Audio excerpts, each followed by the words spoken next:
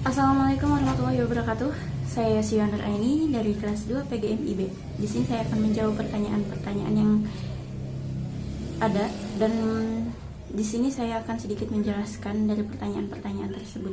Yang pertama yaitu pendekatan apa yang digunakan pada video tersebut.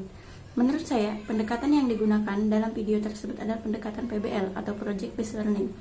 Project Based Learning tersendiri mempunyai arti suatu pembelajaran yang menyuguhkan berbagai situasi masalah yang autentik dan bermakna kepada siswa-siswi supaya menjadi landasan untuk menyelidiki atau mempelajari situasi tersebut.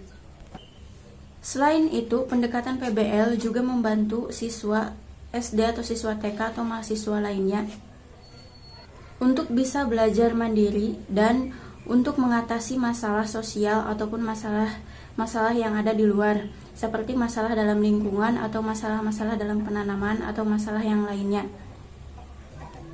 Seperti dalam video tersebut,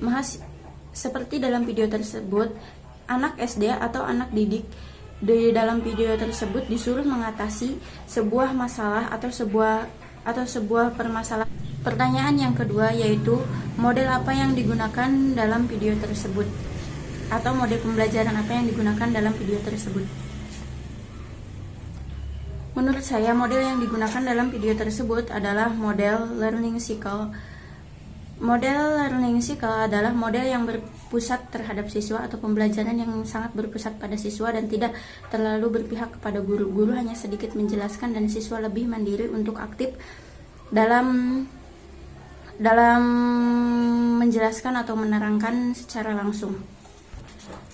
Dalam model pendekatan ini termasuk dalam pendekatan pembelajaran konstruktivis yang mempunyai 3 tahap, yaitu yang pertama yaitu model pendekatan atau model pembelajaran learning cycle ini pada mulanya yaitu memiliki atau sering disebut dengan pendekatan konstruktivis, dan pada mulanya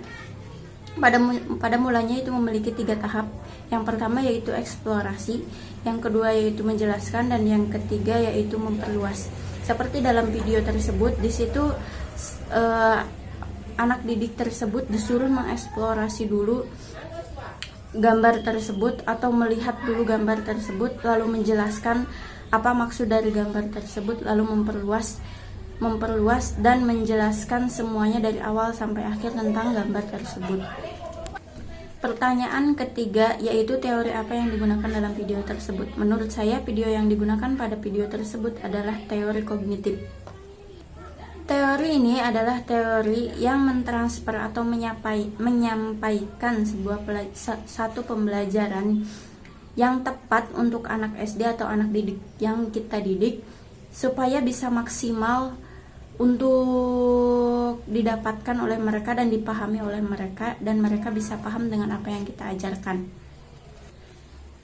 Contoh, ketika kita mengajar anak SD, kita itu harus pandai-pandai memilih teori yang tepat untuk anak SD. Kalau misalnya kita mengajarnya di SD tapi kita mengajarkan kepada mereka pembelajaran anak SMP atau anak SMA, mungkin itu akan sulit untuk dipahami bagi anak SD tersebut, dan tidak akan maksimal teori yang didapatkan oleh anak tersebut dan dicerna oleh anak tersebut. Dan dalam teori ini banyak macam-macam teori yang dapat digunakan dalam pengembangan atau perkembangan anak didik supaya anak didik bisa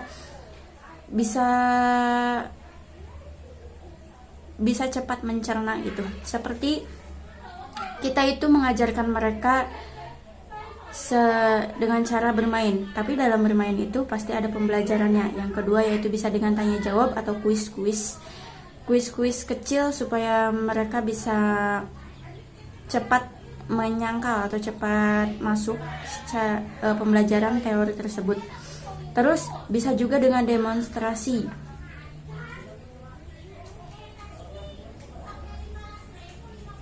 atau bisa juga dengan bernyanyi atau bercerita. Yang penting itu bermakna dan bisa digunakan untuk pembelajaran. Seperti contohnya di dalam video tersebut, ibu gurunya menjelaskan tentang banjir. Di situ kan ibu gurunya bercerita bahwa banjir itu disebabkan oleh adanya pembuangan sampah sembarangan atau penebangan-penebangan hutan atau penebangan-penebangan pohon, sehingga air tidak bisa menyerap seperti itu. Makanya di situ disebabkan banjir, terjadilah banjir gitu.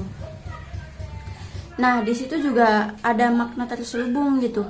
Misalnya si anak-anak itu disuruh supaya membuang sampah itu pada tempatnya, bukan sembarangan, dan bisa menjaga lingkungan gitu. Dan itu termasuk ke pembelajaran. Yang keempat yaitu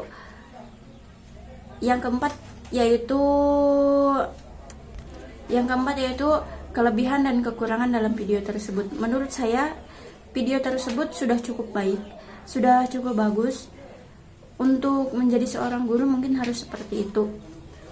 Dan kekurangannya mungkin kurang mengeksplor keluar gitu, kurang mencontohkan secara langsung kepada siswa supaya bisa menanam pohon gitu. Contohnya itu praktek menanam pohon, diajarkan si siswa tersebut gitu. Tidak hanya melalui foto gitu, tapi bisa juga menjaga lingkungan secara langsung gitu, di luar dicontohkan gitu. Mungkin sekian dari saya, kurang dan lebihnya mohon maaf. Wabillahi taufiq wal hidayah. Wassalamualaikum warahmatullahi wabarakatuh.